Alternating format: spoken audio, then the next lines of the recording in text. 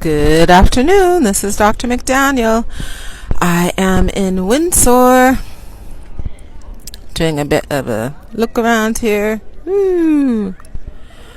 Windsor Castle. Oops, this is St. George's Chapel behind me. I'm going to probably do today's presentation in two parts.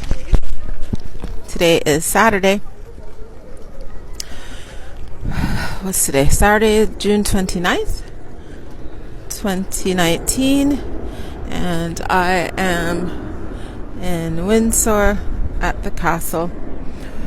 I'm going to give the first part till I get to the bottom here. And I'll stop and I'll take up a second part when I get to a new shadier location. It's warm in the sun here. So I've been speaking about cervical cancer prevention, getting the vaccine, which is better than nothing vaccine, the Gardasil 9. And then the second line of defense is doing the screening. What we always recommended was annual screening, but now a lot of the recommendations have changed. And it's really to save money and expense, because since the PAP smear is a screening test, the advantage of screening tests is that cream rises to the top. So if you get a false normal 1 year, you're doing it year after year after year. If there are abnormal changes, it should eventually come to the light. But the research shows that it takes on average 3 years for someone to go from a normal cervix to a cervix with severe precancer or cancer. So, that being said, if someone has not had an abnormal screen, then they probably have 2 to 3 years, if there are problems, before they'd go to severe precancer or cancer. So instead of paying for everyone to get a PAP smear every year, we could pay for everyone to get a PAP smear every 3 years, and the frequency of severe precancer or cervical cancer would remain approximately the same. Now, of course, as I always tell my patients, this is a bell-shaped curve, which means most people are going to be under the major part of that bell on the curve. Not everyone. So some women are going to be at the right end or the left end.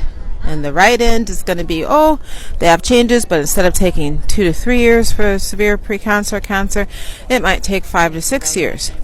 And then unfortunately others are going to be at the left of that curve.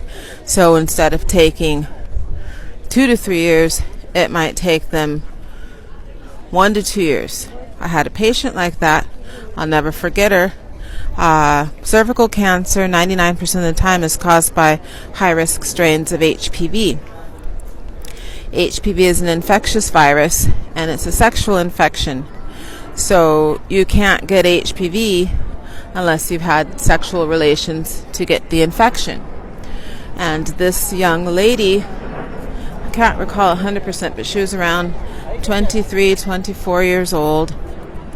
And she said she was coming in to get her first PAP screening because she'd begun having sexual intercourse about 6 months prior.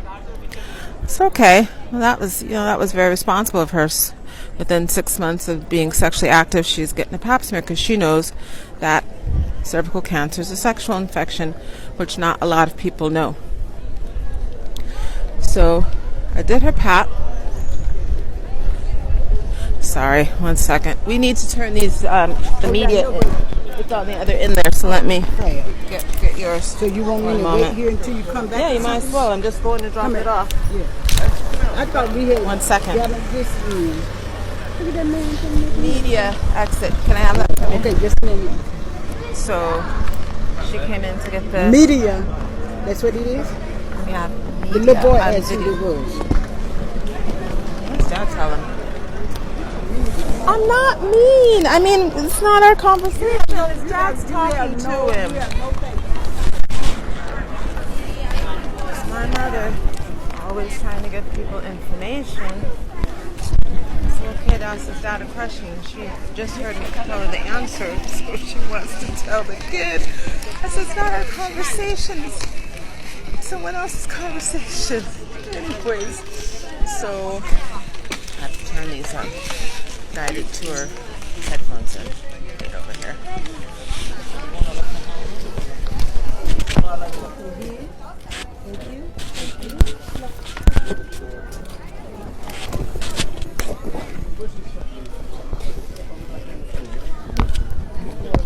Oh yeah, it's a bit better this one.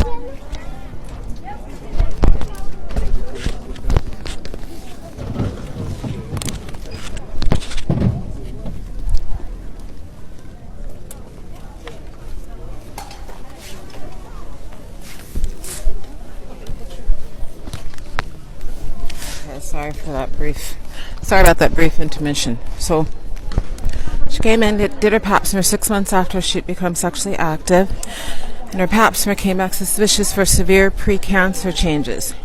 So I did a biopsy evaluation, which I'll go into later, and her report came back not only severe precancer changes, but severe almost cervical cancer, which we call high-grade SIL with glandular involvement. I'll go into that more in a moment. I have to leave the castle. It's going to be ridiculous. Thank you for joining GYN Corner. I'll be back later today from a different location to finish this thought. Thanks a lot.